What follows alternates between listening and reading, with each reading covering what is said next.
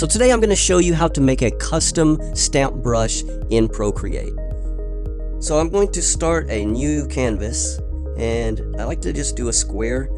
You could do the automatic square settings right here, 2048 by 2048. But I have this 3000 by 3000 that I always use, so I'm going to use that one. Alright, so now we need to make whatever we want a stamp to be.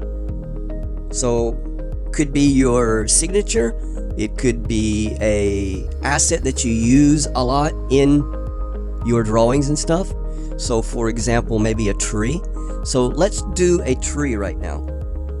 I'm gonna go into black, and then maybe, let's see here,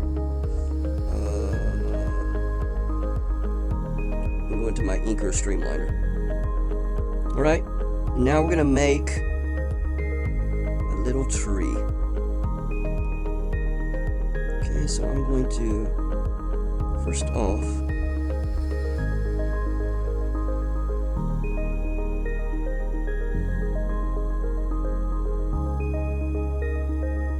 just make a little tree shape.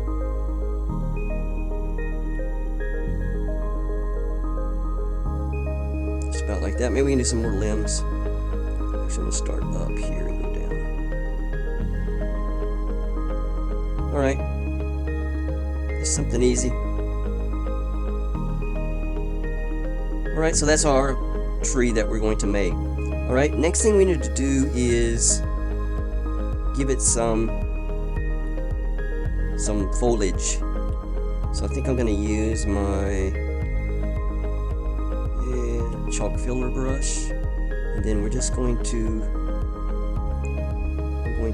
lighten this to a lighter gray color. Alright, and then we're just going to add in some foliage.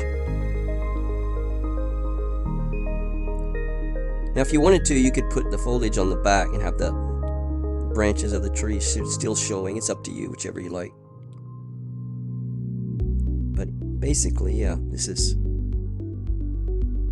just making a little tree here. Alright, that's good enough.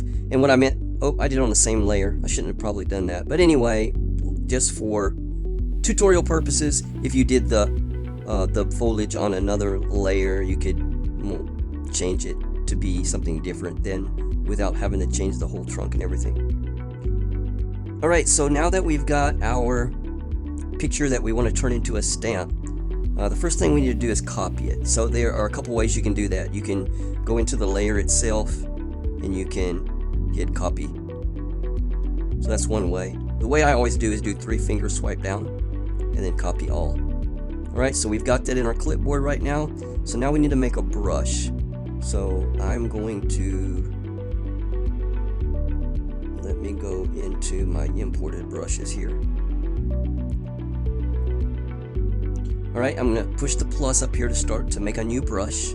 And the first thing we want to do is go into about this brush, and let's give it a name. So I'm going to name it Cartoon Tree. Alright, and then you can put your name in here. You can put a photo.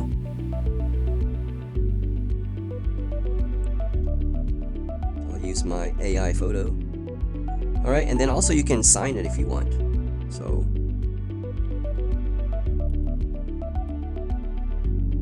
something like that.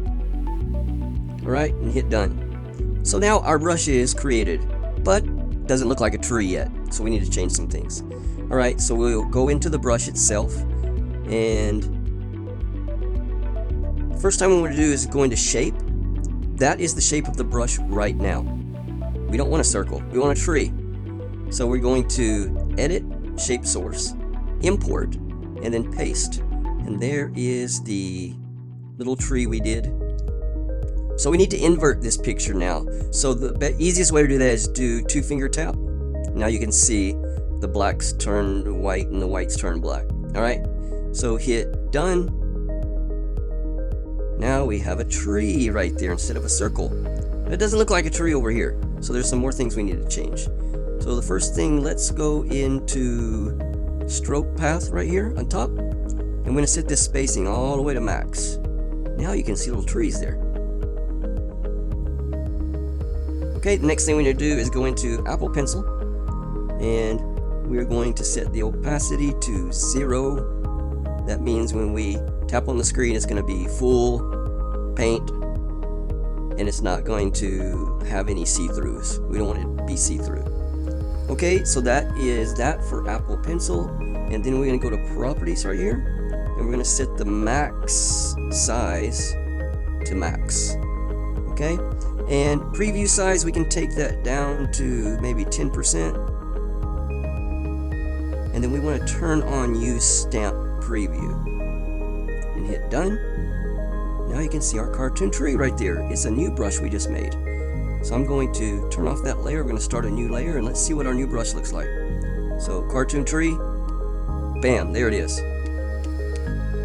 We can make a forest. Alright, so that is just as easy as it gets on how to make your own custom brush. Okay, let's do one more. Let's say I got tired of signing every art I did. So I wanted to make a stamp brush with my signature. Alright, so what you need to do is oops, I'm still on the tree brush. Let me change that. Actually, I think I want calligraphy and maybe script. That's what I usually use when I sign something. We're going to go to black. Alright, and we just want to fill in this square as much as possible with our signature. So I maybe make my brush a little bigger.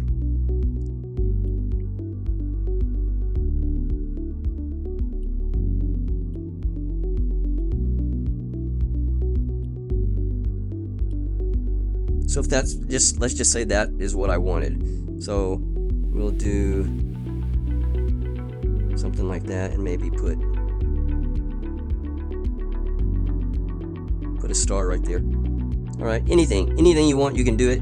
Alright, and now we need to copy this like we did last time. So I'm going to 3-finger swipe down and copy all, and then we're going to go into brushes again, and I'm going to go all the way back down to my imported brushes, and we're going to hit the little plus to start a new brush. Alright, and remember, the first thing we want to do is give it a name. Made by me.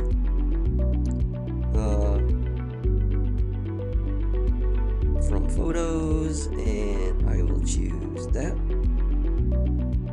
Okay, and then I can sign it if I want.